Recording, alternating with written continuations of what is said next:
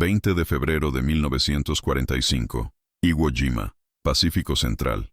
A 1200 kilómetros de Japón, el general Kuribayashi seguía creyendo en su fortaleza de basalto. Durante meses, los comandantes japoneses apostaron a que la isla resistiría durante 90 días, quizás más. Después de todo, cada túnel había sido excavado para proteger el honor, cada búnker construido para contrarrestar el avance estadounidense. Esperaban bombardeos, fusiles y tanques, pero no lo que estaba por venir. Esta creencia, sostenida en la roca volcánica y la doctrina samurái, estaba a punto de evaporarse ante el arma de guerra más temida, el fuego líquido. No fue la bomba atómica, tampoco la infantería. Había 8 tanques Sherman modificados con lanzallamas de alta presión que cambiaron el ritmo, la táctica y la moral de Iwo Jima. Antes, la gente moría en silencio, pero empezó a huir en pánico. Este video cuenta la historia de cómo la ingeniería estadounidense rompió la trinchera japonesa no con valentía, sino con presión hidráulica, combustible espeso y 120 metros de alcance en llamas. Una ruptura tan brutal que disolvió décadas de código de honor en segundos de combustión. No fue solo una victoria, fue el colapso de un ideal frente a la lógica implacable de la industria. Pero antes de profundizar en los datos, hay una estadística que define esta historia mejor que cualquier explosión o medalla. En Iwo Jima, más del 30% de las bajas japonesas fueron causadas por fuego, no por disparos, granadas o bombardeos. En una guerra que forjó a hombres para morir espada en mano y juramento en los labios, fueron las llamas las que se escarbaron y disolvieron el honor silencioso de los defensores. Lo que estaba diseñado para resistir 3 meses dio paso a algo que ni siquiera la doctrina más rígida había previsto: el miedo al fuego. Si valoras la historia y la investigación que van más allá de lo obvio, deja tu apoyo. Esto ayuda a este canal a seguir revelando los números y decisiones que realmente cambiaron el curso de la guerra. Iwo Jima no era solo una isla. Era una fortaleza tallada en roca volcánica, planeada para ser la última línea de resistencia entre Estados Unidos y el territorio japonés. Bajo las órdenes directas del general Tadamichi Kuribayashi, ingenieros y soldados pasaron meses transformando este terreno inhóspito en un santuario para la guerra defensiva. A diferencia de la tradición samurái que glorificaba el asalto frontal y el sacrificio inmediato, Kuribayashi apostaba por la lógica y la oscuridad. Se excavaron más de 11 millas de túneles interconectados, permitiendo que las tropas japonesas se movieran invisibles, incluso bajo el bombardeo más intenso. En superficie, 1500 casamatas estaban dispersas por toda la isla con campos de tiro superpuestos. Dentro del territorio había puestos de mando, depósitos de municiones, estaciones de radio, hospitales subterráneos, dormitorios y salas de espera para los heridos que nunca serían evacuados. Nada fue improvisado. Cada posición tenía coordenadas milimétricas. Cada entrada estaba disfrazada con camuflaje y conectada a múltiples rutas de escape. El plan era simple y letal: permitir que los estadounidenses desembarcaran, avanzaran, y luego los mataron desde dentro de la roca. Las órdenes eran claras. Nadie debía morir por gloria, sino por eficiencia. Cada hombre debía matar a 10 antes de caer, con raciones, municiones y moral durante 60 días, los 21,000 japoneses creyeron que convertirían la isla en un cementerio americano. Y durante casi 24 horas después de aterrizar, parecía que tenían razón. El bombardeo naval más intenso del Pacífico cayó sobre Iwo Jima durante 3 días completos, seguido de un bombardeo aéreo que hizo temblar la isla. Pero cuando los marines finalmente pisaron la arena negra, esperaban encontrar cadáveres, y encontraron silencio. La primera oleada avanzó casi 300 metros sin resistencia. Luego vinieron las explosiones. De repente, ametralladoras y cañones de mortero abrieron fuego desde posiciones ocultas, arrasando cientos en minutos. Fue la primera prueba de la arquitectura de Kuribayashi. Y funcionó. Los estadounidenses no luchaban contra soldados, luchaban contra piedra, humo y silencio. Los búnkeres dispararon de nuevo segundos después de que parecieran destruidos. Las granadas caían desde los techos de los túneles donde no se había visto a nadie. Los equipos de ingeniería desaparecieron sin dejar rastro. Era como luchar contra un ejército invisible. Pero lo que Kuribayashi no calculó fue lo que vendría después. Porque, por formidable que fuera su defensa, dependía de una única suposición: que los estadounidenses atacarían con los medios que él conocía: artillería, infantería, tanques convencionales. Japón había ignorado un hecho crucial. Para 1945, Estados Unidos producía más de 800 millones de galones de combustible al mes, alimentando una cadena logística capaz de abastecer a 4 frentes de guerra simultáneamente. Japón produjo menos del 5% de esa cifra. La diferencia era tan brutal que, para mantener la isla durante 60 días, los japoneses escondieron cada litro de combustible como si fuera sagrado. En cuanto a los americanos, quemaba combustible en tanques diseñados solo para lanzar fuego. Si este número te sorprende, escribe en los comentarios: gana la logística, porque la historia que se va a contar no trata sobre soldados, sino sobre lo que ocurre cuando la industria se convierte en un arma. Y ahí es donde entran en juego los tanques lanzallamas, no como apoyo, sino como respuesta. La ingeniería estadounidense estaba a punto de redibujar el campo de batalla con fuego. Y cuando el primer CBHP-1 se acercó a una casamata japonesa y disparó, nadie, ni siquiera Kuribayashi, estaba preparado para lo que venía después. Durante 74 días consecutivos, Estados Unidos llevó a cabo la campaña de bombardeos más larga e intensa en el Teatro del Pacífico sobre Iwo Jima. Hubo 6.800 toneladas de bombas lanzadas por aviones B-24 y B-29, seguidas de 22.000 proyectiles navales disparados desde acorazados y cruceros que rodearon la isla por todos los flancos. Cada centímetro cuadrado fue disparado bajo la creencia de que, tras semejante martirio de acero, no quedaría nada vivo. Las estimaciones del alto mando eran optimistas. La captura de Iwo Jima requeriría un máximo de 5 días de antelación. Para los estrategas, era solo otra operación de desgaste. Pero cuando los primeros marines desembarcaron en las playas cubiertas de arena volcánica, lo que encontraron no fue destrucción, fue silencio, un silencio acumulado en capas. La artillería japonesa, intacta, esperaba. Las ametralladoras, ocultas tras cortinas de piedra y hormigón, estaban intactas. Y cuando dispararon, fue como si todo el poder estadounidense se hubiera desatado sobre un enemigo que nunca había sido expuesto. La explicación era geológica, pero también doctrinal. La isla de Iwo Jima no era un campo de batalla, era un búnker natural. Su suelo poroso absorbió el impacto. Sus colinas ocre ocultaban casamatas conectadas por millas de túneles reforzados. Contrariamente a la lógica bélica occidental, Japón no había construido defensas alrededor de la isla. Había fusionado su defensa dentro de ella. Solo el 13,5% de las posiciones defensivas fueron efectivamente impactadas. El resto permaneció completamente operativo, protegido por rocas endurecidas por siglos de erupción. La fortaleza no estaba en ruinas, estaba acechando, y el error logístico estadounidense ahora cobraba un precio en sangre. Las formaciones de desembarco, entrenadas para avanzar sobre las ruinas, encontraron una resistencia invisible y coordinada. Misiles salían de agujeros del tamaño de una botella. Los hombres fueron masacrados por ráfagas que venían del subsuelo. Cada intento de avance era castigado con contraataques sincronizados, donde las posiciones destruidas reanudaban el fuego minutos después.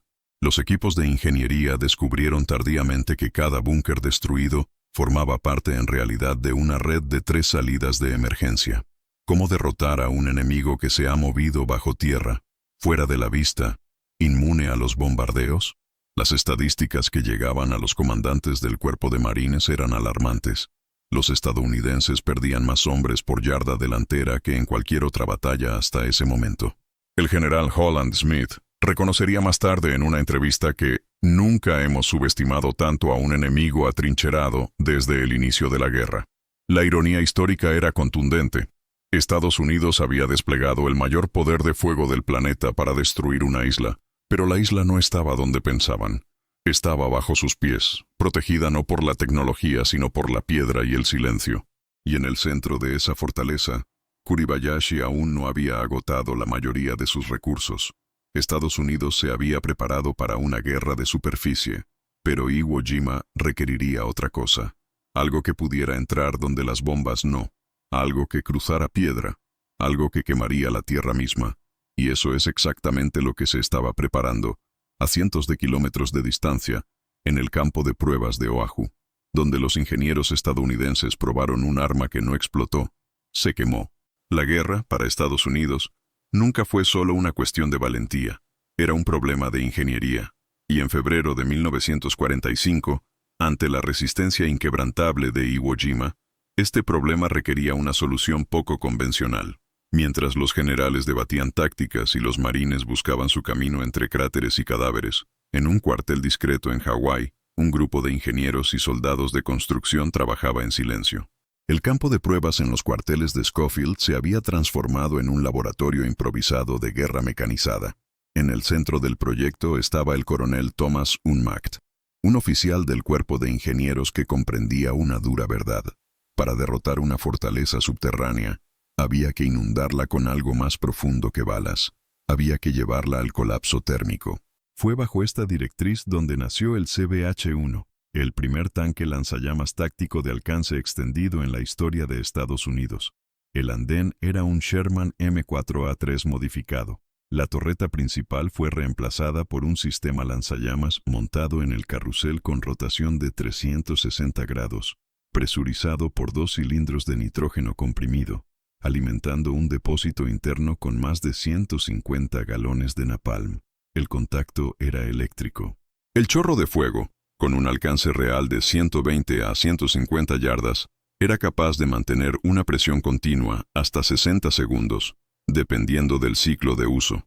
El sistema, llamado POACWS-H1, fue el resultado de la colaboración entre el Servicio de Guerra Química, los CB de la Marina, y mecánicos civiles especializados traídos de la industria petrolera.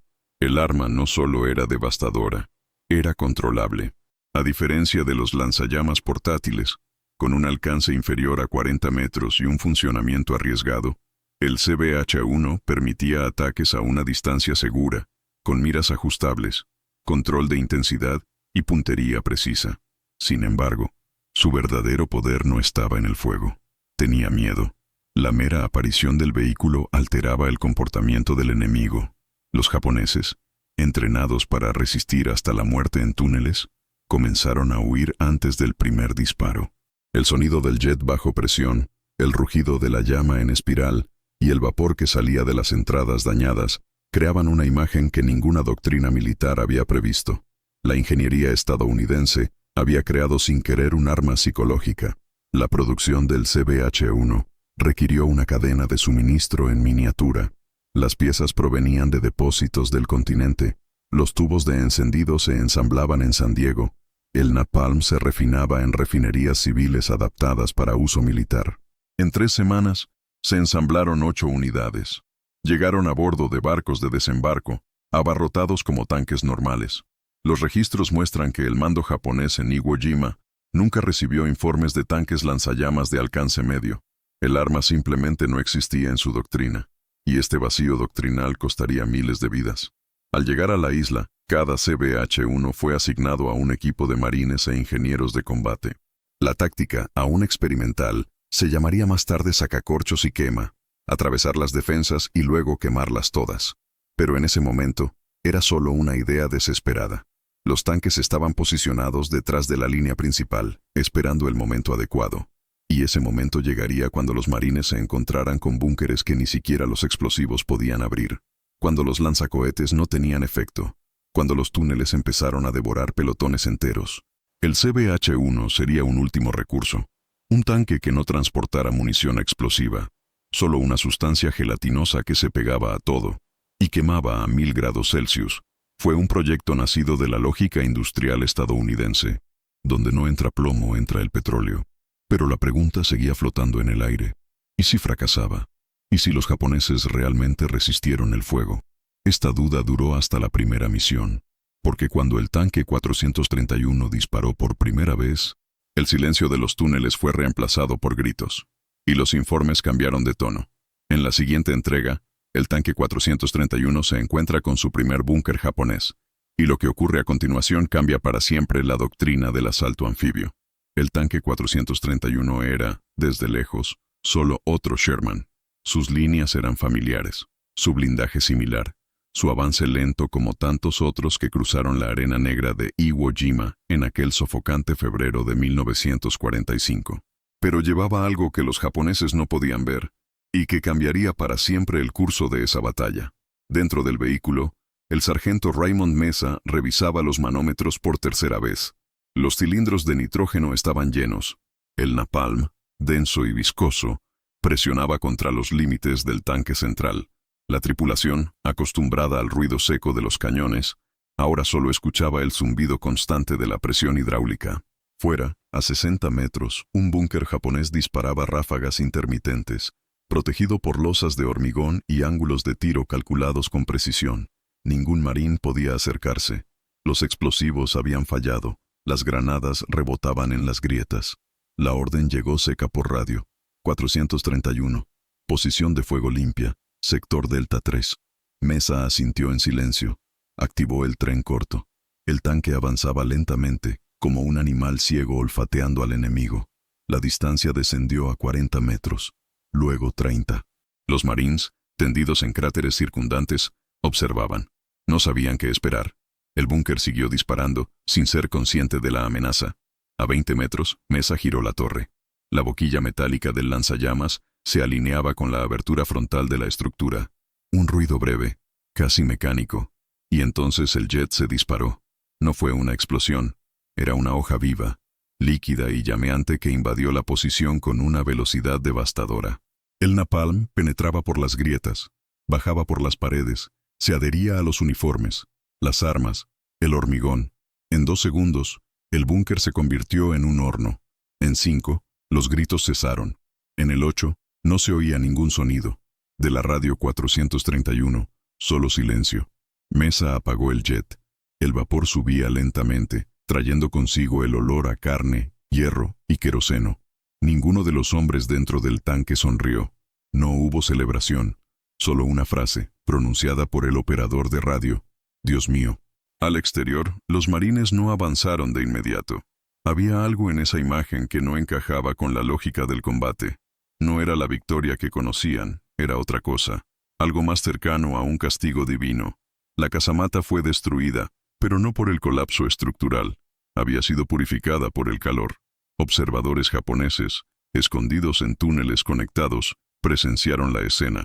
Por primera vez desde el inicio de la batalla, no respondieron al fuego, solo miraban, en silencio. La ironía de esta historia es que la solución siempre estuvo delante de ellos. El combustible que impulsaba barcos, aviones y camiones se convirtió ahora en un arma de asalto. Si te gusta desentrañar estos hechos y quieres ver más historias como esta contadas con precisión, disfruta del vídeo y suscríbete. Esto ayuda a este canal a seguir ofreciendo contenido detallado sobre los bastidores de la guerra.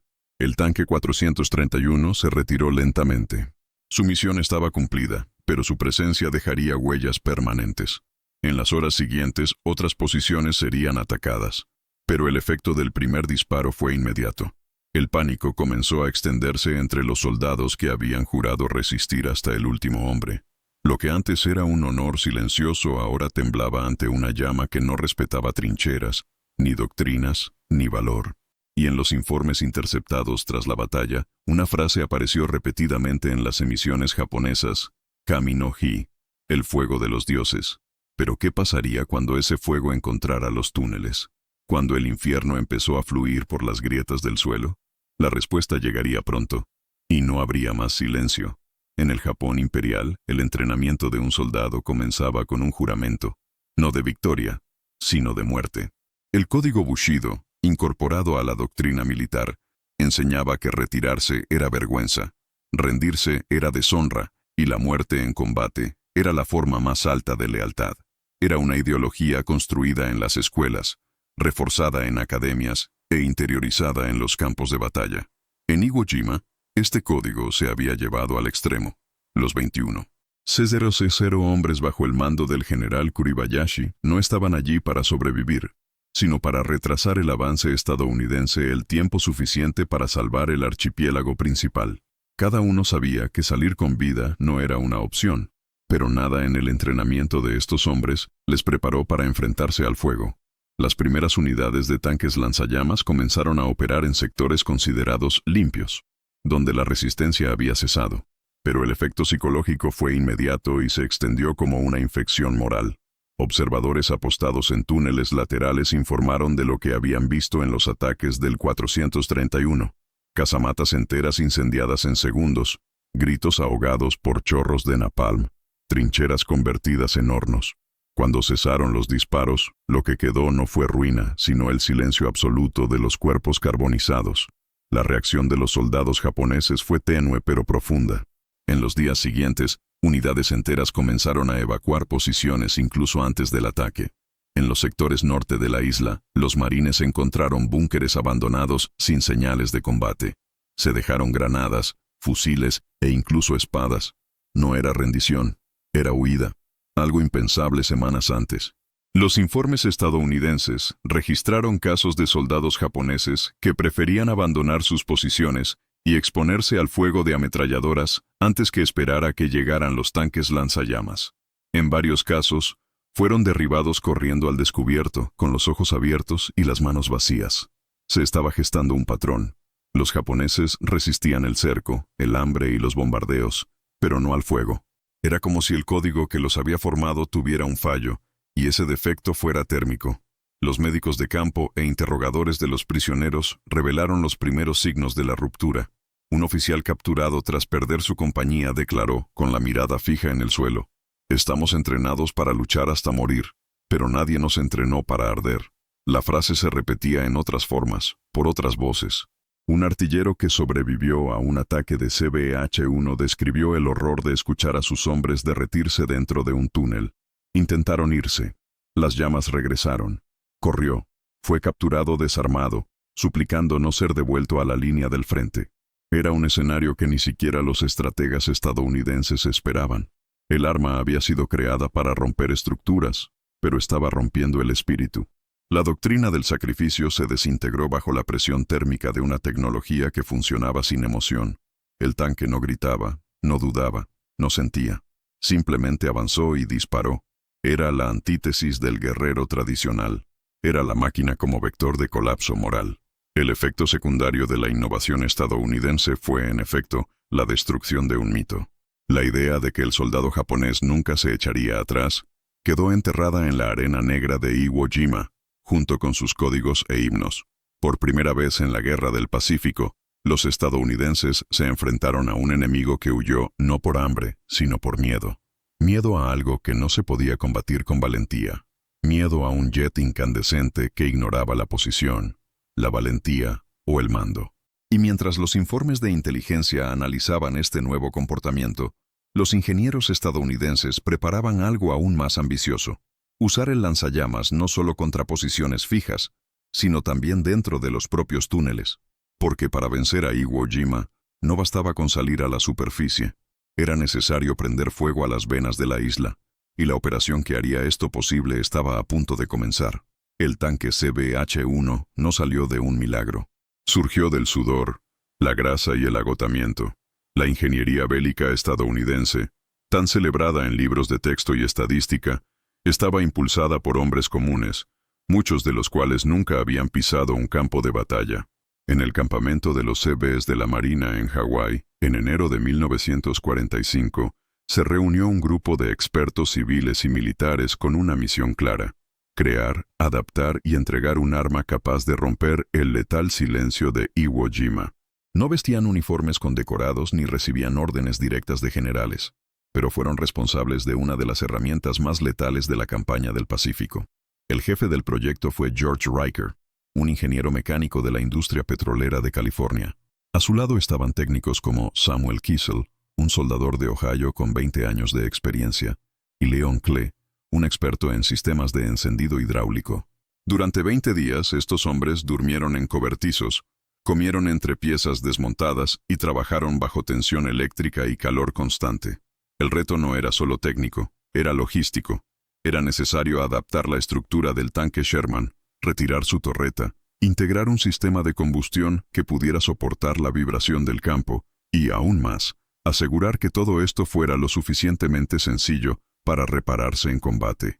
El secreto del éxito del CBH-1 no residía solo en su poder, estaba en su mantenimiento. Los tanques lanzallamas operaban bajo una presión extrema. Cualquier fuga, Atasco o fallo podría reducir a la tripulación en cenizas. Para evitar esto, CBS creó kits de mantenimiento que venían con cada unidad. En cajas metálicas había válvulas de repuesto, mangueras de repuesto, herramientas específicas para soldadura de campo e incluso manuales ilustrados para reemplazar piezas en menos de 15 minutos. Estas soluciones aparentemente pequeñas mantenían los tanques en funcionamiento cuando todo a su alrededor se desmoronaba. En Iwo Jima, cada CBH-1 iba acompañado de 2 técnicos traseros. Estos hombres no dispararon, pero rastrearon los problemas, limpiaron sistemas, calibraron los tanques y aseguraron que el flujo de napalm se mantuviera constante. Se arrastraban entre cráteres, desmontaban picos bajo fuego y a veces morían sin siquiera empuñar un arma. Y sin embargo, sin ellos, el infierno mecánico nunca habría funcionado. Lo que la doctrina japonesa llamaba el fuego de los dioses era, en efecto, el producto de una cadena invisible que comenzaba en las refinerías y terminaba en la boquilla de un tanque. Cada galón de napalm estaba etiquetado, con una fecha de mezcla y una proporción exacta de espesantes.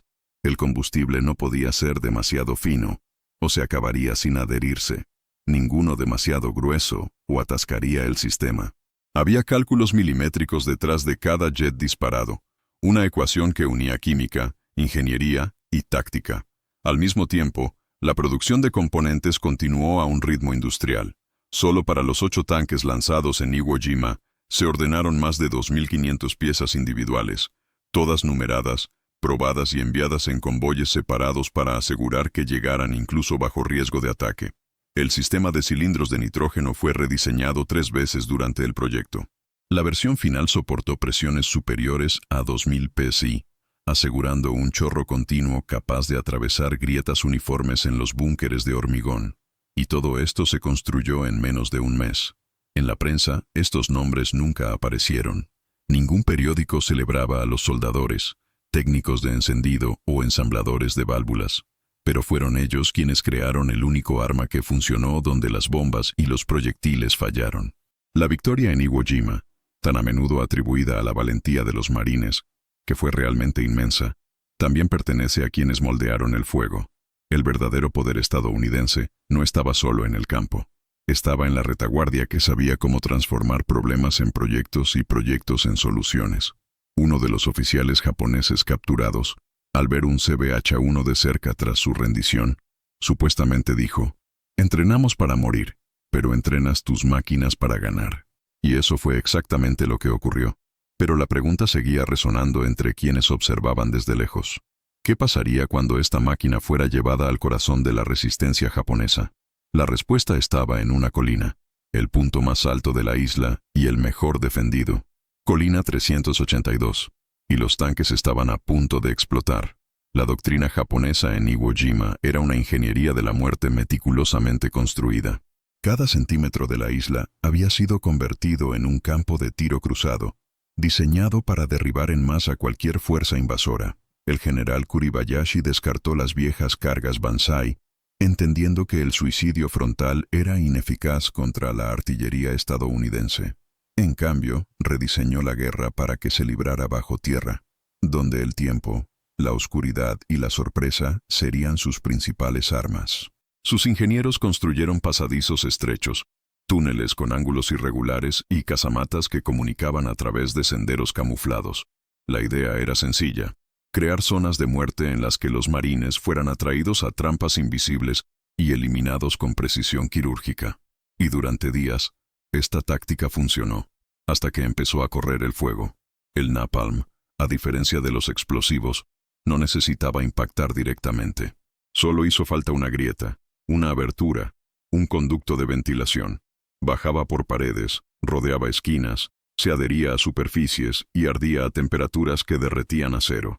En una sola operación, los estadounidenses neutralizaron 5 posiciones fortificadas, sin siquiera invadir. El jet cumplió su función, y el búnker, diseñado para soportar la presión de un obús, colapsó ante la propagación térmica. En decenas de posiciones, las cubiertas de acero de los túneles se doblaban por el calor. El oxígeno fue absorbido y los hombres dentro murieron antes de ver la llama. Las tácticas de emboscada se volvieron suicidas. En un intento de contener a los tanques, un grupo japonés ejecutó un contraataque de infantería, armado con granadas y espadas. Fueron aplastados antes de acercarse a menos de 20 metros. El CBH-1 era una fortaleza móvil, protegido por placas de acero y protegido por ametralladoras coaxiales. Ignoraba por completo el combate cuerpo a cuerpo. Y aunque los japoneses buscaban contacto físico, la guerra ya se había desplazado a otro ámbito, el de la distancia y la presión. La doctrina de la resistencia, basada en la fijación y desgaste del enemigo, fue invertida. Ahora era el defensor el que se agotaba, ardiendo en sus propias posiciones. Las rutas de escape, antes diseñadas para permitir el movimiento interno, se han convertido en chimeneas de la muerte. El calor se extendió por túneles interconectados, matando a hombres que ni siquiera estaban en la primera línea. Las matemáticas del conflicto han cambiado. Un tanque lanzallamas, con 3 disparos controlados, podía despejar toda una red de túneles sin perder a un solo hombre. Los informes de campo muestran que en ciertos sectores de la isla, las pérdidas estadounidenses cayeron más de un 70% tras el inicio de la operación con los CBH-1, y la resistencia japonesa colapsó logísticamente. La munición se quemó en los polvorines. Las emisoras de radio se desvanecieron. Los mapas de Kuribayashi quedaron obsoletos en cuestión de días. La ingeniería de combate estadounidense había hecho lo que ningún bombardeo podía: desarmar una doctrina en su raíz. Y mientras tanto, al otro lado del mundo, los alemanes observaban en silencio. La inteligencia alemana había recibido fragmentos de informes sobre el uso de tanques lanzallamas en el Pacífico, pero descartó la amenaza. Según el alto mando de la Wehrmacht, los lanzallamas son armas de infantería, limitadas en alcance y aplicación. Lo que ignoraron fue que Estados Unidos había convertido estos mismos lanzallamas en plataformas blindadas con un alcance superior a 120 metros, con producción en serie y mantenimiento de campaña. Una comparación brutal ayuda a medir este abismo. Mientras que los alemanes producían, de media, 300 tanques al mes al final de la guerra, los estadounidenses produjeron 500. Y aún tenían la capacidad industrial para adaptar docenas de ellos para tareas específicas como el asalto térmico. Si este número te sorprende, escribe en los comentarios: gana la logística. Porque esta guerra no se decidió solo con valentía, sino con la cadena de suministro, la versatilidad mecánica y la capacidad de responder al enemigo con creatividad industrial. Iwo Jima fue el laboratorio extremo de esta lógica.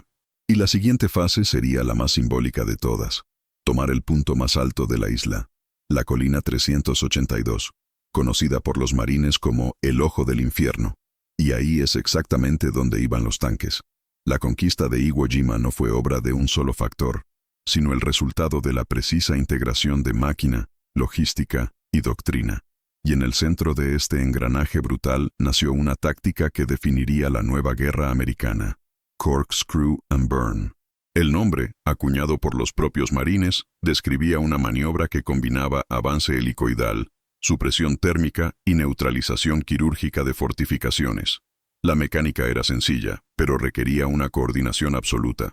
El tanque CBH-1 comenzó la aproximación en espiral, moviéndose en amplios círculos alrededor de la posición enemiga.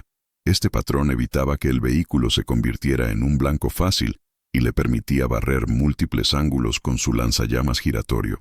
En cada parada, el operador disparaba jets intermitentes de 2 a 3 segundos, tiempo calculado para saturar las aberturas sin desperdiciar combustible. Justo detrás, a 50 yardas, llegaron los pelotones de infantería, protegidos por el fuego que avanzaba. Estos hombres tenían una misión clara: eliminar supervivientes, marcar salidas secundarias y despejar el camino para los ingenieros de combate.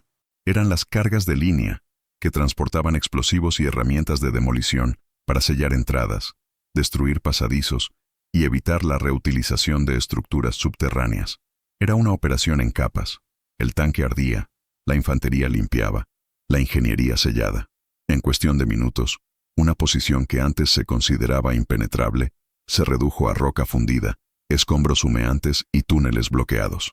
Y lo más impresionante, todo esto se hizo con una precisión casi industrial. Los informes de campo muestran que, tras el 5.º día de aplicación sistemática de la táctica, el número de bajas estadounidenses en sectores bajo el control de CBH-1 cayó a menos del 10% de la media inicial. Por primera vez, los marines tenían una doctrina ofensiva que no se basaba en el sacrificio humano, sino en la integración entre tecnología y método, y funcionaba. La operación fue probada con éxito en regiones como Motoyama y el sector sur de la colina 199, donde la resistencia japonesa se disolvió en horas, no en semanas. Los mapas tácticos, antes marcados por zonas de estancamiento, ahora adquirían flechas continuas, indicando un avance coordinado. Fue el inicio de la guerra como proceso. Lo que antes era carnicería frontal, ahora se convertía en destrucción de ingeniería.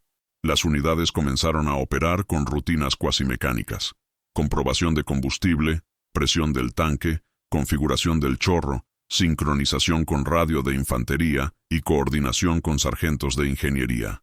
Cada elemento fue entrenado para funcionar como una pieza dentada en una máquina mayor. La guerra para Estados Unidos había dejado de ser reactiva. Ahora era un sistema, y esto confundió al enemigo. Japón, que esperaba valentía, encontró cálculo. Esperaba invasiones gritando. Encontró silencio seguido de chorros de fuego. Esperaba caos. Encontró un patrón. Las lecciones no se limitaban a los túneles quemados, sino a la forma en que se dejaba atrás el pensamiento táctico japonés. Kuribayashi diseñó Iwo Jima como un campo de resistencia total. Pero América respondió con algo que él no previó: una doctrina adaptable, donde cada error se convertía en una experiencia de aprendizaje. Cada desafío se volvía manual y cada obstáculo se resolvía no con fuerza bruta, sino con ingeniería aplicada. La integración entre los sectores no se detuvo en el campo. La logística de reemplazo de napalm, cilindros, repuestos y soporte técnico se estableció como una línea de producción móvil. Los talleres de campo funcionaban las 24 horas del día. Los tanques que regresaron dañados al anochecer estaban listos de nuevo al amanecer. Era la doctrina de la continuidad, y fue esta continuidad la que marcó la diferencia. Una diferencia medida en tiempo, con antelación y en bajas evitadas. El sargento Walter D. Traynor, operador del tanque 432, lo resumió en una frase: mientras ellos luchaban con honor, nosotros luchábamos con manual. Esta frase, aparentemente cínica, reflejaba el cambio de paradigma. El héroe de la guerra americana ya no era solo el soldado intrépido, sino el sistema que le apoyaba. Y este sistema ahora tenía como objetivo el último bastión de la isla, la colina 382. Era el punto más alto, el mejor protegido y el símbolo definitivo del control japonés. Allí, bajo toneladas de roca y hormigón, estaba el puesto de mando final de Kuribayashi, y fue allí donde avanzaría el siguiente convoy de tanques lanzallamas, infantería e ingenieros. Pero lo que encontrarían dentro no solo sería resistencia. Sería un último intento de convertir la muerte en retórica, y una trampa tan ingeniosa que incluso la máquina americana dudó un momento. La colina 382 no era solo el punto más alto de Iwo Jima, sino el corazón blindado de la resistencia japonesa. Con 169 metros de altitud y una red subterránea estimada en más de 2,5 kilómetros de túneles interconectados, representaba la prueba definitiva para cualquier fuerza de asalto. Construido en 3 niveles concéntricos de defensa, cada capa de la colina funcionaba de forma independiente, con casamatas superpuestas, puntos de observación camuflados y piezas de artillería antitanque de 75 mm posicionadas para emboscar cualquier avance. Era un nido de acero, piedra y silencio, y para los estadounidenses, era el momento de la verdad. Los tanques lanzallamas CBH-1 comenzaron su ascenso con el apoyo de 3 compañías de infantería y una división de ingenieros. El progreso fue lento. Cada metro requería reconocimiento, control de minas, cobertura de ametralladoras y control absoluto del terreno. En los primeros minutos, el tanque 435 fue alcanzado por una pieza japonesa oculta bajo una falsa capa de roca. La explosión dañó la vía derecha, inmovilizando el vehículo. Pero antes de que la tripulación pudiera evacuar, el 434, bajo el mando del teniente Sanders, avanzó por el lateral y disparó 2 jets continuos contra la posición enemiga. Las placas frontales de la casamata japonesa, reforzadas con acero naval, resistieron el primer impacto, pero el calor continuo deformó lentamente las cerraduras estructurales. En menos de 20 segundos, la presión térmica hizo que los remaches del interior explotaran y que el hormigón colapsara hacia adentro. El fuego penetró, y con él, El silencio.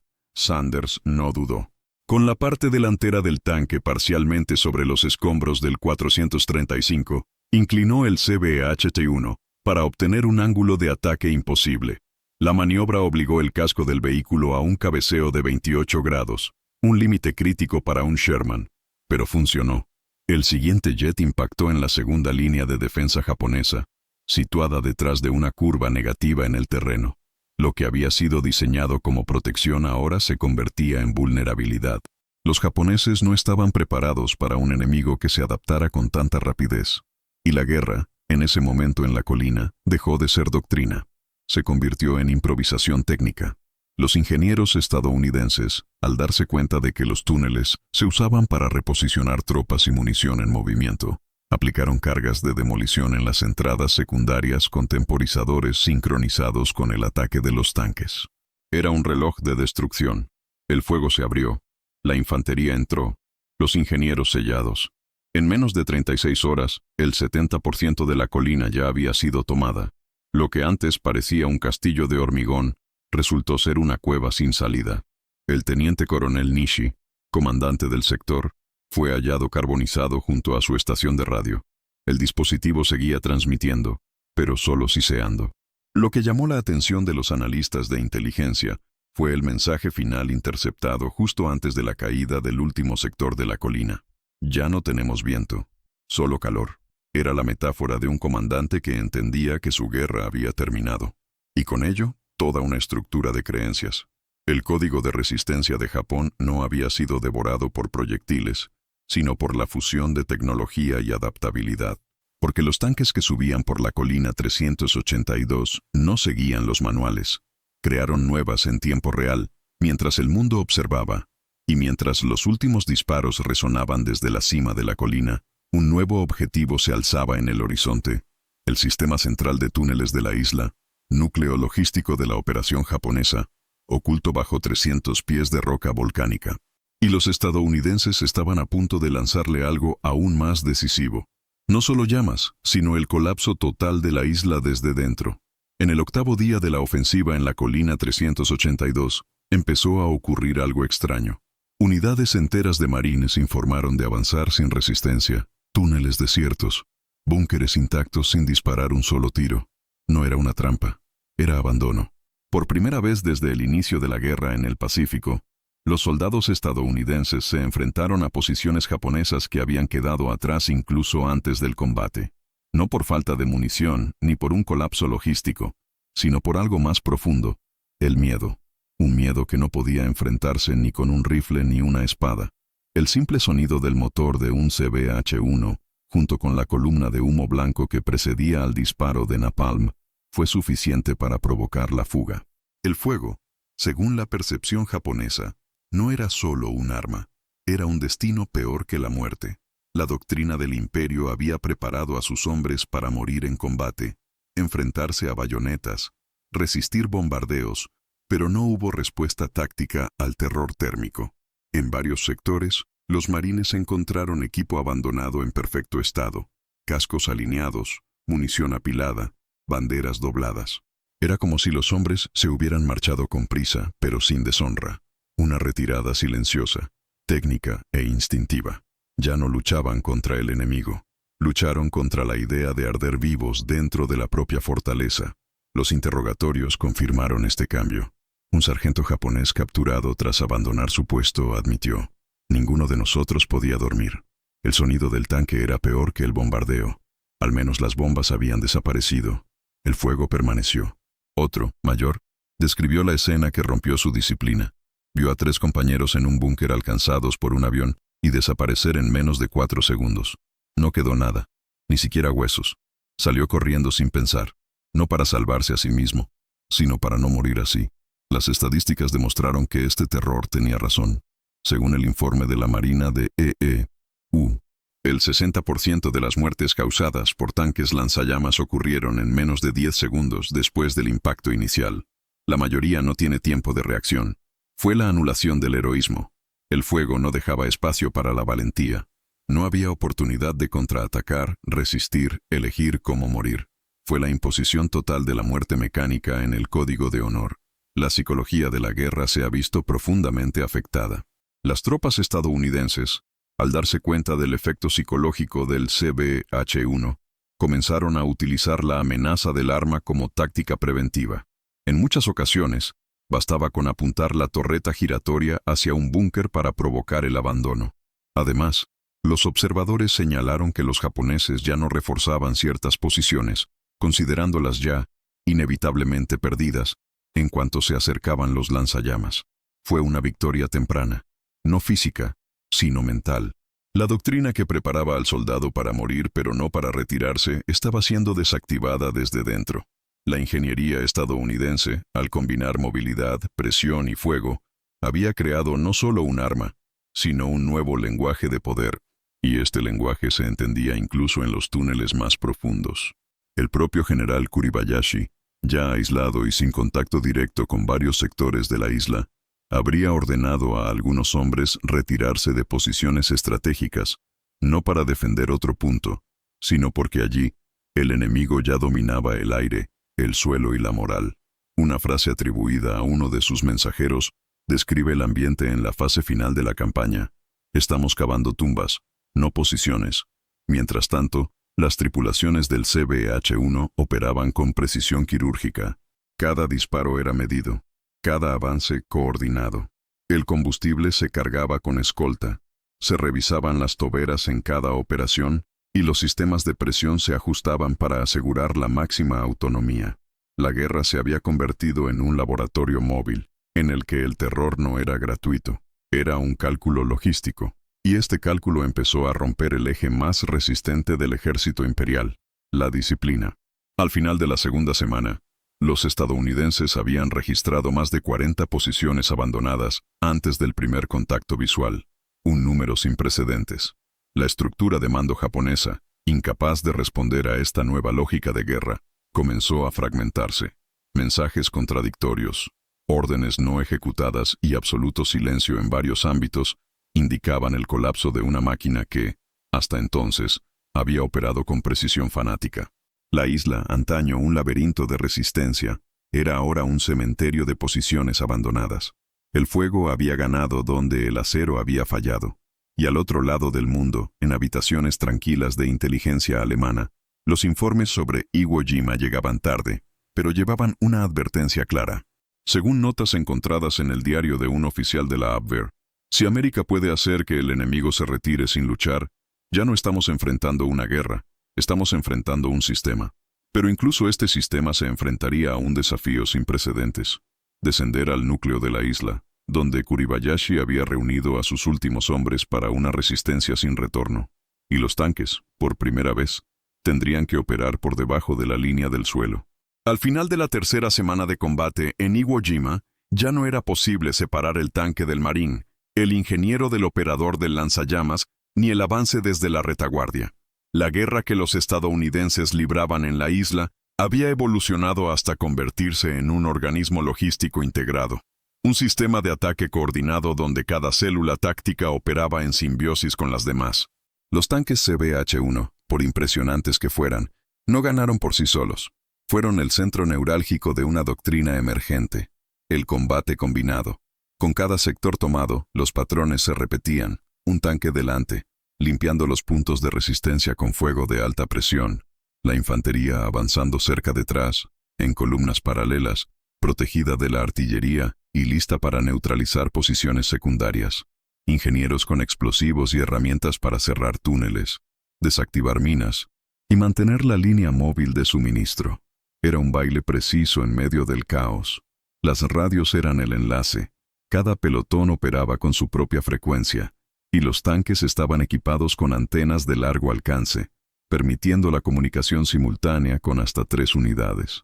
Cuando una casamata resistió el fuego inicial, los ingenieros colocaron cargas concentradas. Cuando el terreno suponía obstáculos, los marines flanqueaban, y el CBH-1 ajustaba la rotación de la torreta para cubrirse en cruz.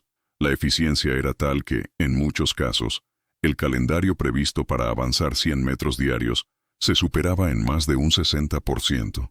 Pero el secreto no estaba solo en la táctica, estaba en la logística invisible que había detrás. Cada equipo que operaba con un CBH-1 contaba con apoyo dedicado, camiones de reabastecimiento de napalm, talleres móviles para el mantenimiento de válvulas y sistemas de presión, sanitarios para servir a la infantería y oficiales de enlace para sincronizar las acciones entre compañías. Era una estructura modular, capaz de replicarse en cualquier parte de la isla. Y esto confundió al enemigo. Los japoneses se habían preparado para oleadas, pero lo que enfrentaban era un flujo continuo. Donde esperaban desgaste, encontraron adaptación. Donde predijeron el colapso logístico estadounidense, encontraron autosuficiencia a escala táctica. Un informe japonés capturado tras la caída de la colina 362A describió con desconcierto la escena de un tanque siendo rellenado con combustible inflamable bajo fuego ligero de ametralladora y reanudando el ataque 5 minutos después. Esto, para ellos, era incomprensible, pero en realidad era solo un reflejo de la producción estadounidense. Una producción que no se detuvo. Para sostener las operaciones en Iwo Jima, Estados Unidos transportó más de 8.000 toneladas de material solo para apoyo técnico de tanques. Este número incluía piezas de repuesto, combustible especial, válvulas presurizadas y cilindros adicionales. A modo de comparación, todo el ejército alemán en 1944 tenía menos de 3.000 toneladas de piezas para todos sus modelos de tanques que operaban en el frente oriental. Haz una pausa para reflexionar. Mientras los alemanes luchaban por mantener operativos sus Panzers en Rusia, los estadounidenses abastecían de combustible con tanques lanzallamas en una isla volcánica remota con triple apoyo técnico. Si esta diferencia te sorprende, escribe en los comentarios. La logística gana, porque ese es precisamente el punto que separa la táctica de la victoria. Y fue esta capacidad para mantener el sistema en funcionamiento, tanque, hombre, suministro, adaptación, lo que consolidó el dominio estadounidense en Iwo Jima. El CBH-1 dejó de ser un arma. Era el centro de un ecosistema militar. Los oficiales estadounidenses, al darse cuenta del éxito de la doctrina, comenzaron a replicar el modelo en otros frentes del Pacífico. Lo que nació como improvisación táctica se convirtió en la escuela. Una escuela que enseñó que no basta con tener el arma adecuada. Necesitas el entorno adecuado para operarla con la máxima eficiencia. Este nuevo modelo de guerra sería, años después, la base para las operaciones en Saigón, Bagdad y Fallujah. Iwo Jima fue el prototipo. Y la siguiente fase pondría a prueba los límites de este sistema hasta el agotamiento, descendiendo a los túneles centrales de la isla, donde el terreno anulaba el alcance, la visibilidad y la presión. Allí, el combate se realizaba metro a metro, en completa oscuridad, y hasta el fuego tendría dificultades para avanzar. A 120 metros de la línea del frente, oculto bajo lonas de camuflaje y excavado apresuradamente en el suelo volcánico, funcionaba el corazón logístico de la ofensiva estadounidense en Iwo Jima, un centro técnico para el mantenimiento de tanques lanzallamas operado día y noche por equipos del CBS, Batallón de Construcción Especial, con casi precisión industrial. Fue allí, en el barro, en el humo, y bajo el constante riesgo de bombardeos de mortero, donde se forjó la verdadera victoria. Cada tanque CBH-1 requería una inspección técnica completa cada 18 horas de funcionamiento. El napalm, almacenado en tambores de acero galvanizado, necesitaba mezclarse con espesantes específicos, aluminio y aceite de palma, antes de ser inyectado en el compartimento presurizado. Si la viscosidad superaba el punto ideal, el chorro se volvía impredecible o, peor aún, obstruía las toberas. Para evitarlo, técnicos como el suboficial Riker trabajaban con sensores improvisados, cronómetros manuales y bombas de nitrógeno para mantener la presión estable. En cada ciclo de suministro, 3 hombres eran responsables de limpiar las válvulas internas con disolventes volátiles, mientras que un cuarto probaba la rotación del tubo del lanzallamas en seco. Y todo esto bajo el constante sonido de disparos a lo lejos, el humo cubriendo el cielo y el suelo temblando con cada impacto. Los camiones de repostaje eran vehículos modificados, reforzados con placas frontales y tanques blindados internos, capaces de transportar hasta 800 litros de mezcla inflamable y más de 120 kilogramos de cilindros presurizados. Estas unidades realizaban viajes cortos entre los depósitos móviles, construidos a 2 kilómetros de la línea del frente, y las zonas de recarga. Los conductores, siempre armados, sabían que llevaban la sustancia más letal del teatro de guerra, un líquido viscoso que, si era alcanzado, convertiría el camión en una bomba andante. Pero no hubo colapso. En 32 días de funcionamiento continuo, no ha habido ni un solo accidente logístico grave. La eficiencia era absoluta. El secreto: redundancia. Cada pieza crítica tenía 3 ejemplares en stock. Cada válvula quemada se reemplazaba en menos de 15 minutos.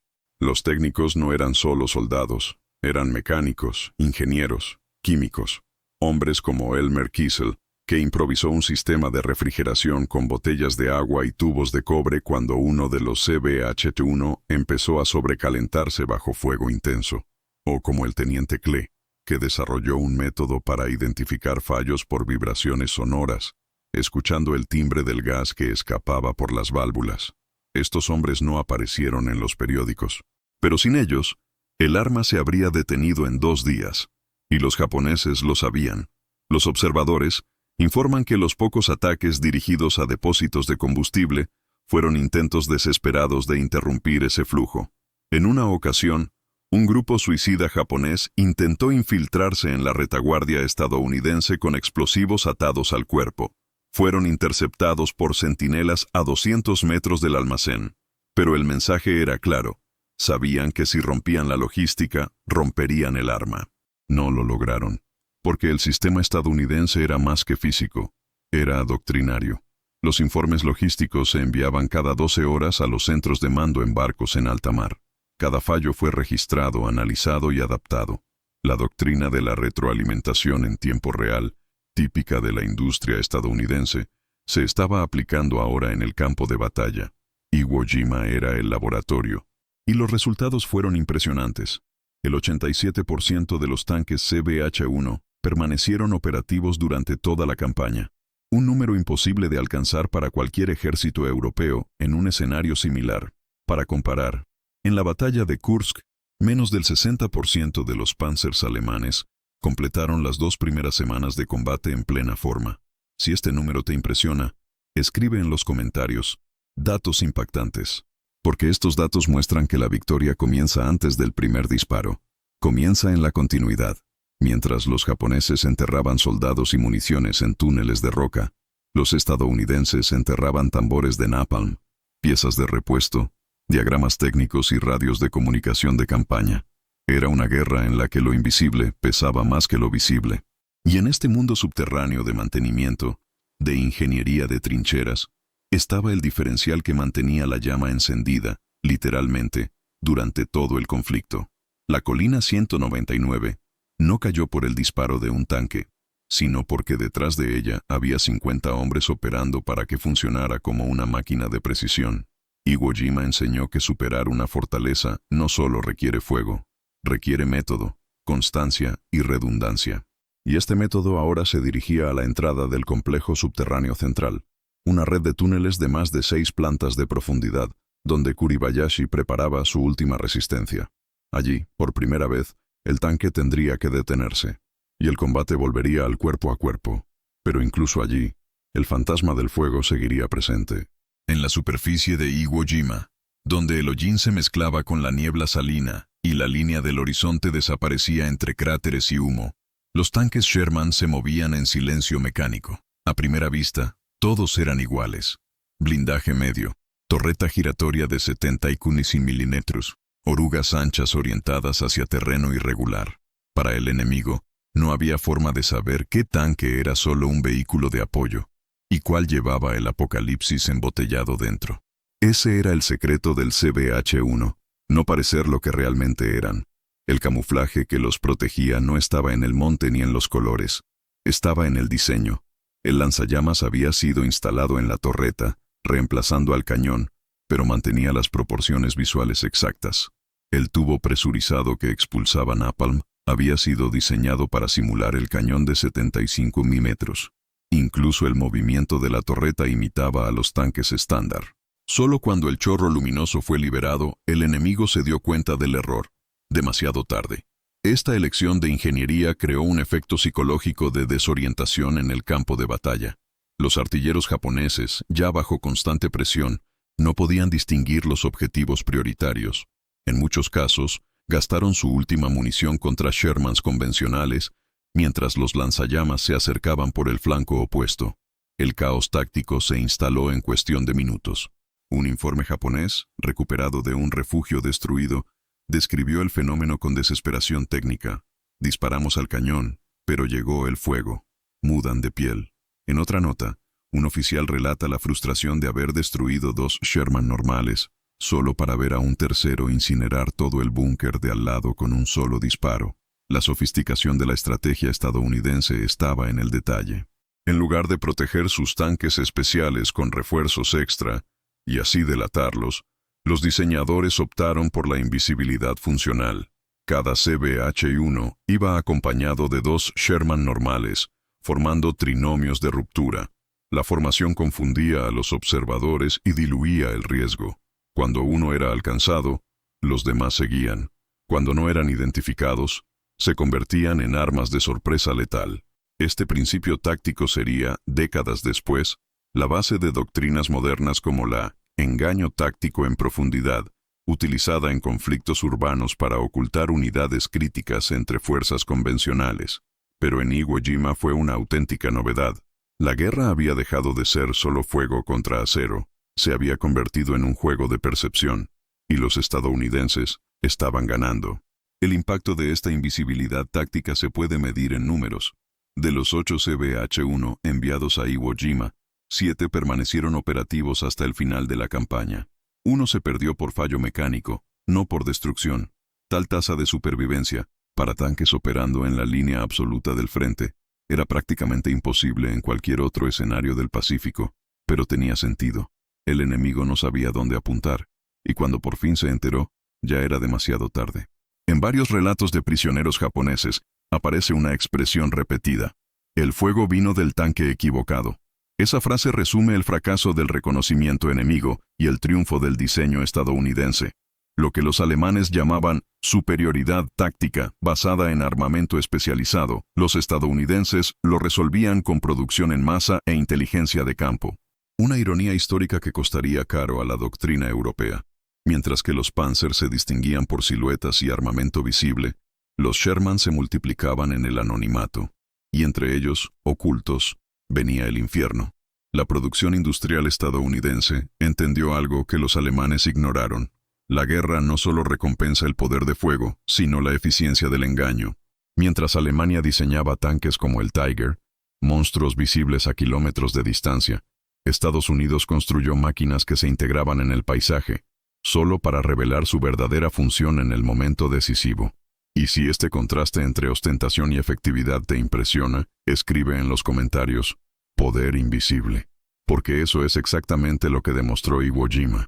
La superioridad no grita, espera, y golpea cuando nadie más puede reaccionar. La doctrina estadounidense, al abrazar el anonimato operativo, ha convertido cada avance en una ruleta para el enemigo. Disparar o esperar, huir o resistirse. Cuando todo puede ser una trampa, el miedo se cuela incluso antes del primer disparo. Y ese miedo ahora se extendía por los túneles centrales de la isla, donde Kuribayashi se preparaba para la batalla final, sin saber que la invisibilidad daría paso a un enfrentamiento directo allí. Y ese fuego, incluso sin tanque, seguiría encontrando su camino. En Iwo Jima, más que posiciones fortificadas, trincheras camufladas o túneles excavados con martillos, lo que empezó a desmoronarse fue un concepto: el del honor en combate directo. La doctrina del Bushido, que guiaba cada acción de los soldados imperiales japoneses, no era solo una filosofía, sino la base espiritual de todo el esfuerzo bélico. Enfrentarse al enemigo cara a cara, resistir hasta el último aliento, morir con dignidad en vez de rendirse. Esto fue lo que convirtió cada trinchera japonesa en un punto de resistencia casi fanática. Pero nada de esto tenía sentido frente a un arma que no ofrecía duelo. El tanque lanzallamas no necesitaba ver a su enemigo. Era suficiente para saber dónde estaba. No se anunció. No se posicionó para un combate justo. Avanzó, giró su torre y escupió un chorro de napalm en llamas que convirtió las cuevas en hornos instantáneos. No había forma de responder disparando. No había ningún honor posible. Y cuando el calor rompió la roca, también se rompió el código. En decenas de informes capturados, surgió un patrón lingüístico poco común entre el ejército japonés. Términos como vergüenza sin muerte o enemigo invisible, Un oficial escribió: "El tanque no lucha", sentencia. La maquinaria estadounidense no solo superaba al enemigo en maniobra, sino que negaba el concepto mismo de resistencia como una virtud. Y esa negación fue más mortal que el fuego, porque no solo afectaba a los cuerpos, golpeó símbolos. El soldado japonés, que desde la adolescencia se había entrenado para resistir hasta el final, ahora se encontraba ante un arma que no ofrecía fin, solo eliminación, sin posibilidad de heroísmo, sin momento final de gloria, sin duelo, solo humo, colapso y silencio. La ironía de esta historia es que la solución estaba delante de ellos. Japón no perdió Iwo Jima por falta de valor. Perdió porque continuó luchando un tipo de guerra que ya no existía. Si te gusta desentrañar estos hechos, muestra tu apoyo, dale a me gusta y suscríbete para que podamos ofrecerte contenido más detallado sobre los bastidores tácticos y simbólicos que marcaron la Segunda Guerra Mundial. Porque aquí no se trata solo de armas, se trata de ideas que han chocado con la realidad industrial, y la realidad ganó. En 1945, el imperio que enseñaba a sus hijos a morir por el emperador, descubrió que había algo peor que la muerte, la irrelevancia. Cuando un búnker se derrumbaba en silencio, cuando un túnel era sellado por el fuego y la presión, no había poesía, no había resistencia, solo un extremo funcional, accionado por engranajes. Esto, para una cultura basada en la nobleza de la caída, era insoportable. Así fue como Iwo Jima rompió no solo el ejército japonés, sino también su identidad militar. El tanque lanzallamas no solo incineró roca, sino que incineró el pasado. Y en el centro del siguiente capítulo hay una estadística brutal que resume esta transformación. De los 21.000 defensores de la isla, menos del 1% se ha rendido, pero más de la mitad murió sin disparar ni un solo tiro. La doctrina del sacrificio había sido anulada por la doctrina de la eficiencia, y los estadounidenses se preparaban ahora para empujar esta lógica al corazón de la isla, donde solo quedaban el silencio y la orden final de resistir hasta el final. En medio de la celebración táctica y la consagración logística que consagró a los tanques lanzallamas como el punto de inflexión decisivo en Iwo Jima, hay una capa silenciosa, profunda y rara vez contada, que nunca apareció en los informes oficiales. Era la voz amortiguada de los hombres que manejaban estas máquinas, hombres que regresaron vivos, pero cargando con un peso que ni siquiera la victoria pudo aliviar. La tripulación del CBH-1, aunque vista como salvadora por los marines que le seguían, se convirtió, en silencio, en los portadores de una experiencia que no encajaba en desfiles ni ceremonias. Para muchos, los informes de valentía y eficiencia fueron reemplazados por largas noches, pesadillas recurrentes y un vacío persistente que les acompañaría hasta sus últimos días. Un operador de lanzallamas, en una entrevista 4 décadas después del conflicto, lo expresó sin rodeos. No fue combate, era la ejecución. Quemábamos voces, y entonces solo quedó el silencio. Nunca reveló su nombre, y quizá era mejor así, porque lo que se llevaba no era solo culpa. Era una claridad incómoda. Habían ganado la guerra, pero no se habían conquistado a sí mismos. Los informes de campo confirman que muchos tripulantes evitaban el contacto visual con los supervivientes japoneses, cuando rara vez se los encontraban. Prefería cuando reaccionaban. Era más fácil tratar con un enemigo armado que con un hombre arrodillado, cubierto de hollín, que parecía saber que era el siguiente, escribió el sargento Mesa del tanque 431, el mismo que disparó el primer chorro de napalm de la campaña. Cuando regresaron a Estados Unidos, la mayoría de los operadores de los tanques lanzallamas fueron tratados con el mismo protocolo que los demás soldados: desfile, condecoración, silencio institucional. Ningún entrenamiento les había preparado para la experiencia que habían vivido, y no les esperaba ninguna bienvenida. Las familias a veces solo sabían que él servía en los tanques. Los detalles, mantenidos enterrados. Hubo una repulsión involuntaria que se apoderó incluso de los propios aliados. Un oficial de la Marina, presente en el desembarco de refuerzos, informó: vi pasar un CBH-1 y sentí alivio al estar de su lado. Pero cuando miraba a la tripulación, con sus caras negras como el hollín, ojos hinchados y expresiones vacías, deseaba no haberlo hecho.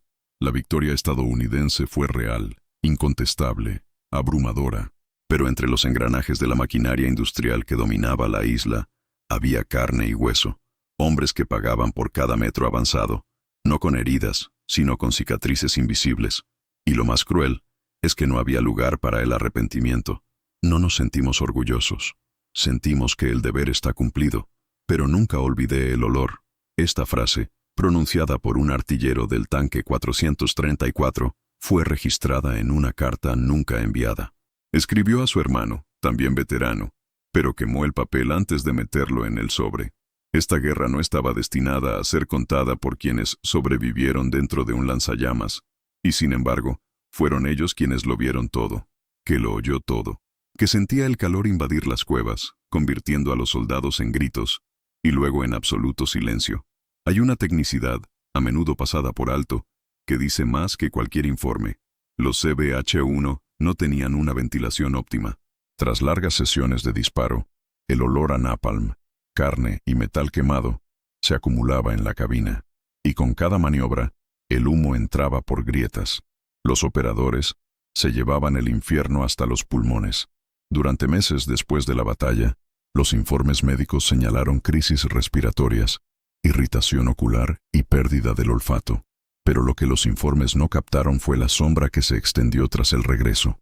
Muchos de los operadores se volvieron alcohólicos. Otros desaparecieron en condados del interior. Algunos, como el cabo Klein, que mantuvo su tanque funcional durante 19 días sin faltar a una misión, rechazaron cualquier entrevista por el resto de sus vidas. El silencio se convirtió en su trinchera. Irónicamente, el arma más temida de Iwo Jima nunca ha sido exhibida de forma destacada en museos. No existe una estatua del CBH-1. No hay medallas específicas para quienes pilotaron el infierno. Quizá porque, en el fondo, todos sabían que no se celebra lo que nos recuerda el coste moral de la victoria.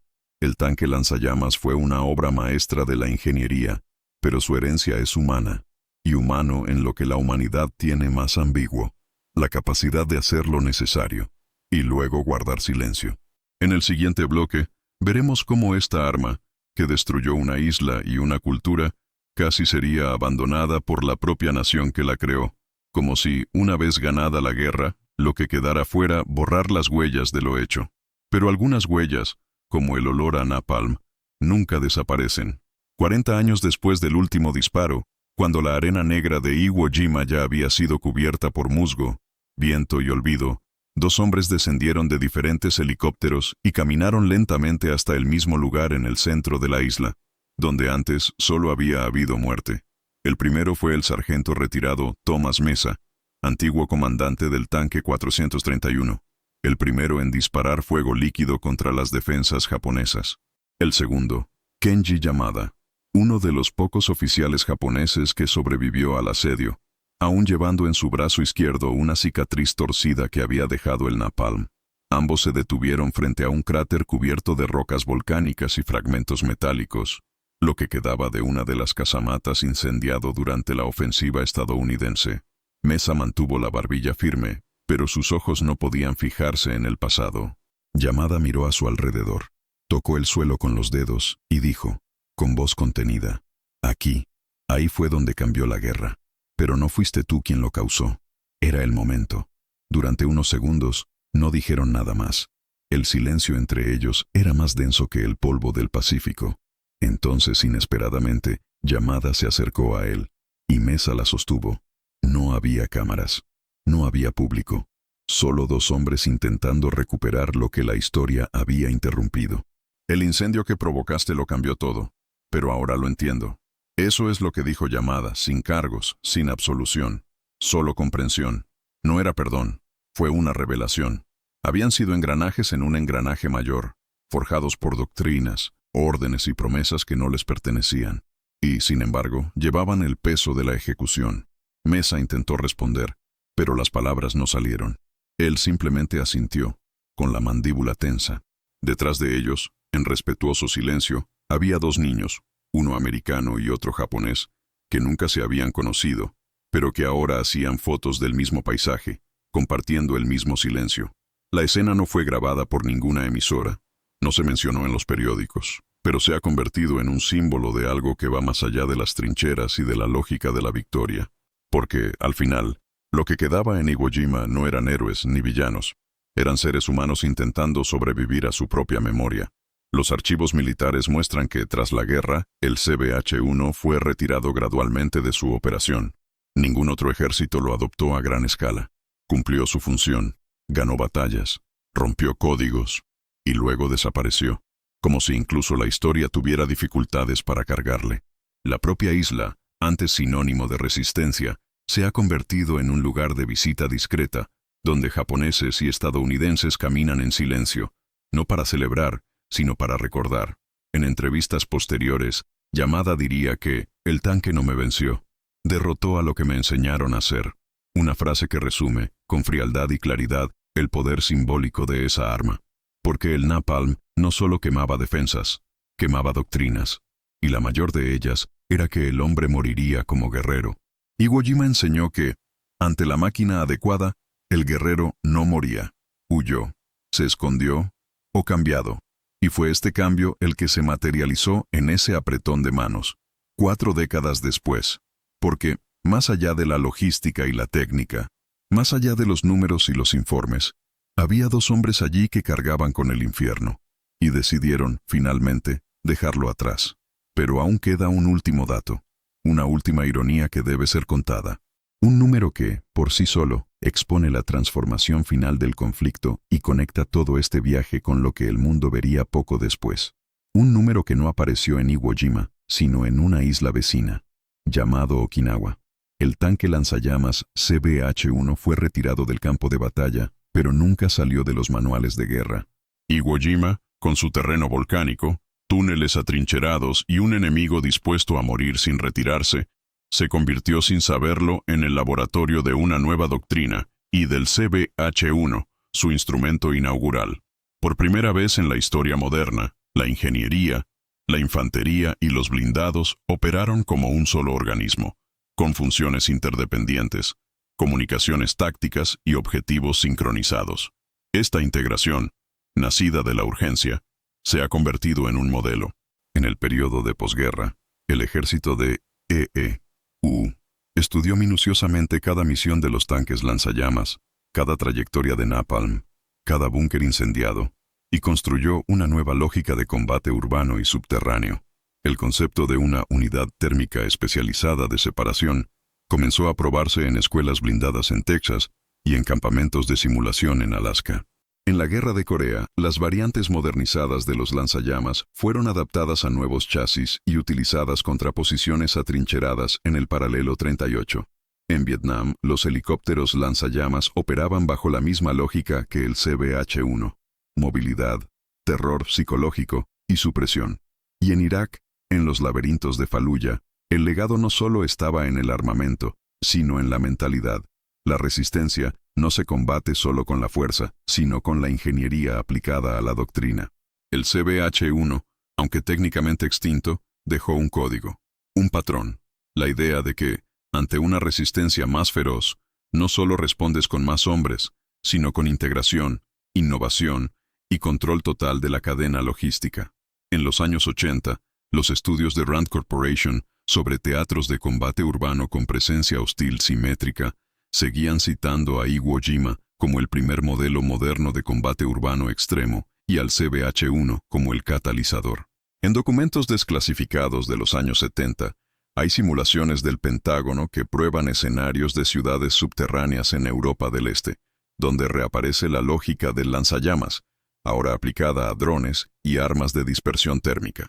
Lo que fue una respuesta desesperada en 1945 se convirtió en filosofía de combate. La doctrina de la disrupción térmica seguida de la ingeniería de contención no solo ganó en Iwo Jima, sino que transformó la forma en que Estados Unidos afrontaría la guerra asimétrica en las décadas siguientes. No fue casualidad que la creación de la 25ª Brigada de Ingenieros, especializada en operaciones de penetración, nació directamente a partir de los informes de los equipos CBS que operaban los tanques de incendios. Lo que los alemanes no vieron, y que los japoneses nunca anticiparon, fue que Estados Unidos no luchaba solo con fuerza o número. Tuvieron dificultades para adaptarse, y se adaptaron rápidamente.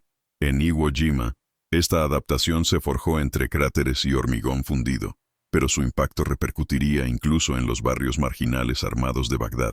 En un seminario militar celebrado en 2004, el general estadounidense David Petraeus declaró: "La guerra moderna pertenece a quienes adaptan la logística a la geografía y la doctrina a la psicología". Iwo Jima fue la primera advertencia. Una advertencia que nació del calor. El tanque CBH-1 nunca alcanzó la fama de los B-29 o los portaaviones, pero su lógica moldeó el siglo XXI. Su presencia fue breve, su nombre poco conocido, pero su herencia táctica es inconfundible, porque no era solo un arma, era un concepto. Y los conceptos no mueren con los vehículos blindados. Se replican, evolucionan y vuelven. Pero hay un último detalle, una última ironía que debe ser contada. Porque incluso con toda esa influencia, con todo ese legado, hubo un momento en que el propio ejército de Estados Unidos dudó en reconocer el CBH-1. Un momento en que la victoria se ocultó por la vergüenza. Y esta es la historia que nos espera al final. 8 tanques. No más que eso. 8 cascos de acero modificados apresuradamente, alimentados con napalm y conducidos por soldados que nunca imaginaron que serían los portadores del infierno en estado líquido. Y sin embargo, fueron estos 8 vehículos, ni los bombardeos, ni los portaaviones, ni los generales, los que desintegraron Iwo Jima. No solo sus túneles o búnkeres, sino su columna moral. Japón apostó todo al honor y la piedra, confiando en que la muerte vendría con una espada, o como mucho con una bala. Pero la guerra moderna no venía con honor, venía con presión, calor e ingeniería. Allí, en esa isla volcánica, el código samurái se enfrentó a algo que no podía enfrentarse: el fuego. El colapso no fue solo físico, era simbólico. Fue el fin de una era en la que el sacrificio era suficiente. La victoria estadounidense, aunque clara, no sabía a celebración, porque detrás de ella se escondía una verdad incómoda. El futuro de la guerra no se decidiría por valentía, sino por suministros. La lección, por tanto, es simple y brutal. No es el soldado más valiente quien gana, sino la estructura que lo sostiene.